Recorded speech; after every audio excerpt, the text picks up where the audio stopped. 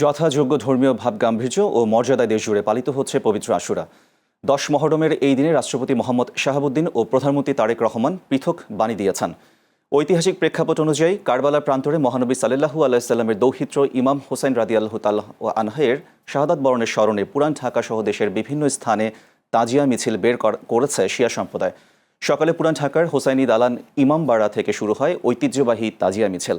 এবার ইমামবাড়া থেকে দফায় দফায় মোট 63টি তাজিয়া মিছিল বের করে রাজধানীর বিভিন্ন সড়ক প্রদক্ষিণ করা হয়। মিছিলে ইমাম হোসেনের প্রতীকী মাজার দুলদুল ঘোড়া স্থান পায়।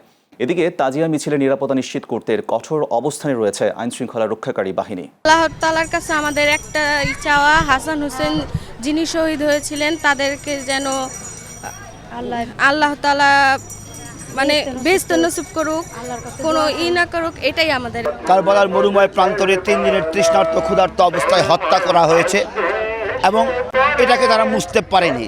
কারণ বিবি জাইনাব সালামুল্লাহ আলাইহা ছিলেন ইমাম হোসেনের বোন। তিনি পরবর্তীতে এই ঘটনাগুলো মানুষের কাছে প্রচার করেছে, তারপর থেকে আজাদারির যাত্রা শুরু হয়েছে। আর আমি তাদেরকে আল্লাহ মাফ করে আল্লাহ বেহেশত নসিব করুক, জান্নাতবাসী করুক। তাদের উসিলায় আমরাও যদি কত ভুল করি, কত